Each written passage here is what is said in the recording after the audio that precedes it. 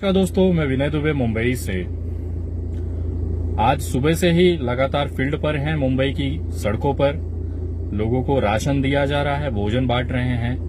पानी की बोतलें जो पुलिस अधिकारी और जो कर्मचारी हैं खड़े हैं उनको पिलाया जा रहा है। राशन बांटते समय आज बहुत ही भावुक पल से मैं गुजरा हूं। भला ही भावनात्मक पल था वो। लोग, खास तौर पे जो मेरे मुसलमान भाई हैं, वो ये कहते हैं कि विनय भाई, हमें राशन की जरूरत नहीं है, मैं आपसे कुछ मांगना चाहता हूं। ये कहते हुए उनकी आंखें भर आती हैं। वो कह नहीं पाते क्योंकि वो एक मिडिल क्लास फैमिली से आते हैं। आज मिडिल क्लास फैमिली की हालत यह है कि वो किसी से न मांग सकते हैं, न अपना दुख बता सकते हैं। उन्हें भाड़ा भी भरना है, उन्हें घर का राशन भी चलाना है। आज बहुत से ऐसे परिवारों से मैं मिला, हिंदू हो चाहे मुसलमान हो। एक चीज उनमें सबसे ज्यादा कॉमन जो लगी मुझे कि वो सब के सब तकलीफ में हैं। पैसे खत्म हैं, मजबूरी इस कदर है कि वो आत्महत्या तक का सोचने लगे हैं। आज कम से कम 5 से 6 परिवार ऐसे मिले, खासतौर पे मुसलमान भाई, जो ईद के लिए अपने बच्चों से नजर चुराते घूम रहे हैं। वो लॉकडाउन जैसी स्थिति में भी घर पर नहीं रुक रहे हैं, ये कहते हुए कि बच्चों को कैसे फेस करें।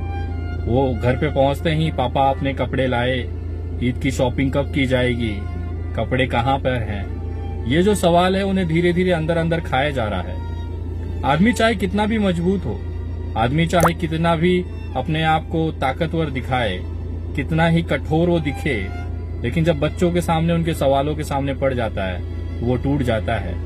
एक अजीब सी मजबूरी है पूरे देश में। आज जिस तरह से ईद आने वाली है, रमजान रोजा चल रहा है, और रोजे के साथ साथ रोजेदार जो हैं, कुछ ऐसे भी लोग हैं जो डर रहे हैं कि जैसे ही ईद नजदीक आने वाली है, हम अपने बच्चों को क्या देंगे। आज कुछ ऐसे भी मजबूर परिवारों से मैं मिला हूं जो आत्महत्या तक की बात करने की बात उन्होंने कर दी। मेरी आत्मा रोने लगी थी। मेरे से जो हो सका मैंने किया, लेकिन मुझे पता है ये जो मजबूरी है, ये जो तकलीफ है, वो बहुत सारे परिवारों में है। मैं आप तमाम देशवासियों से निवेदन करना चाहता हूं कि हम लोग तो जैसे तैसे जी ले लेते हैं, लेकिन क्या आपने कभी सोचा है कि वो ईद में जो परिवार अपने बच्चों से निगाह न मिला पाए, ऐसे बाप की क्या हालत होती होगी। मैं निवेदन करता हूं तमाम लोगों से, अपने आसपास अगर ऐसा कोई परिवार है, उसे भोजन राशन तो हम दे ही रहे हैं, हो सके तो उनके बच्चों के ईद के लिए कुछ कपड़े भी खरीद कर दे दीजिए। एक निवेदन है देश से, क्योंकि हाँ, अगर हम सक्षम हैं, अगर हम ये कर सकते हैं, भले एक परिवार, एक बच्चे के चेहरे पे अगर हम मुस्कान ला दिए, तो समझिए ये बहुत बड़ा पुण्य का काम है। मैं आप तमाम लोगों से निवेदन करना चाहता हूं कि आने वाले एक हफ्ते में मैं लगातार ऐसे परिवारों को चिन्हित करता हूं जिनके घर में कोई कमाने वाला नहीं है। एक बूढ़ी माँ का मुझे फोन आया, उनके पति अच्छा खासा पैसा कमाते थे गल्फ कंट्री में, बीमारी की वजह से उनकी डेथ हो गई। उनका जो लड़का था वो डेथ कर गया। अब वो अकेली रह गई हैं इस बुजुर्ग 55-60 साल की उम्र में। अब वो किस तरह से घर चलाएगी। तो इस तरह के लोग कांटेक्ट में आ रहे हैं। उन्हें भोजन तो दिया जा रहा है, लेकिन भोजन के अलावा भी बाकी जरूरतें भी हैं, वो नहीं मुहैया हो पा रही है, नहीं पहुंच पा रही हैं। किसी को अपने बच्चों को नजर चुराना पड़ रहा है, किसी माँ को अपने बंद रूम में अकेले रोना पड़ रहा है, क्योंकि अगर कोई उसके हथेली पे भोजन या राशन रख देता है तो वो खा लेती है, और अगर नहीं मिला तो भूखे पेट पानी पीकर रोजा कर रही है। इस तरह की चीजें हम देख रहे हैं। बहुत ही भयानक स्थिति है। अगले एक हफ्ते में ऐसे परिवारों को मैं चिन्हित करने के लिए मेरी टीम को लगाया हूं कि अगर आपके आसपास कोई ऐसी विधवा औरत है जो पूरा घर अपने कंधे पे चलाती है, ऐसे कोई दिव्यांग परिवार है जो माँ या बाप या दोनों भी दिव्यांग हैं और अपने बच्चों की पाल पोरोश कर रहे हैं, लेकिन मजबूरी है, लॉकडाउन से रोजगार बंद है, उसके बावजूद भी वो कुछ न कुछ करके बच्चों का पेट पाल रहे हैं। मैं चिन्हित कर रहा हूं ऐसे परिवारों को जो अपने बच्चों को कपड़ा तक दिलाने की इस समय स्थिति में नहीं है। इस बार मैंने प्रण लिया है इनकी ईद को मैं खुशियों से भरने की कोशिश, क्योंकि अगर कोई उसके हथेली पे भोजन या राशन रख देता है तो वो खा लेती है, और अगर नहीं मिला तो भूखे पेट पानी पीकर रोजा कर रही है। इस तरह की चीजें हम देख रहे हैं। बहुत ही भयानक स्थिति है। अगले एक हफ्ते में ऐसे परिवारों को मैं चिन्हित करने के लिए मेरी टीम को लगाया हूं कि अगर आपके आसपास कोई ऐसी विधवा औरत है जो पूरा घर अपने कंधे पे चलाती है। ऐसे कोई दिव्यांग परिवार है जो माँ या बाप या दोनों भी दिव्यांग हैं और अपने बच्चों की पाल पोरोश कर रहे हैं, लेकिन मजबूरी है, लॉकडाउन से रोजगार बंद है, उसके बावजूद भी वो कुछ न कुछ करके बच्चों का पेट पाल रहे हैं।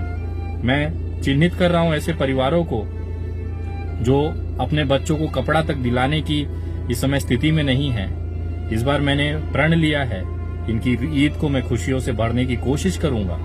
मैं भी एक सामान्य परिवार से आता हूं, जितनी मेरी हैसियत है उस हिसाब से जो बन पड़ता है मैं करता हूं। लेकिन अगर इसमें आप लोगों का साथ मिल जाएगा तो बहुत सारे बेवा और विधवा औरतों के घर चलेंगे, उनकी तकलीफें दूर होंगी। बहुत सारे पिता सुसाइड करने से बच जाएंगे क्योंकि वो अपने बच्चों को ईद पर नए कपड़े ले जाके दे सकते हैं। बहुत सारे हिंदू परिवार हैं जो किसी से बोल तो नहीं पा रहे हैं, लेकिन उनकी तकलीफें हम समझ पा रहे हैं। उन तक उनके घर में चावल, दाल, आटा, तेल वगैरह पहुंच जाएगा।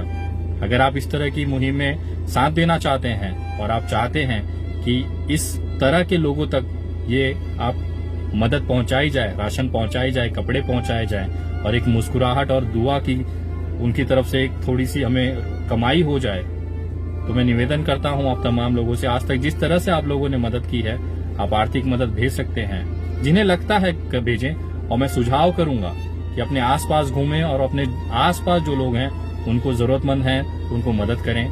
ये सबसे बड़ा पुण्य का काम है। अगर अभी भी आप भेजकर इसमें पुण्य कमाना चाहते हैं या फिर इस कैंपेन का हिस्सा बनना चाहते हैं तो आप गूगल पे, फोन पे, पेटीएम और यूपीआई नंबर 9867225779, मैं नंबर वापस कहता हूं 9867225779, इस नंबर पर आपका भेजा हुआ 1 रुपया भी किसी बाप को आत्महत्या करने से रोक सकता है, किसी बेसहारा औरत के चेहरे पे मुस्कुराहट ला सकता है, उसके आंख से बह रहा एक एक बूंद पोंछने का काम कर सकता है।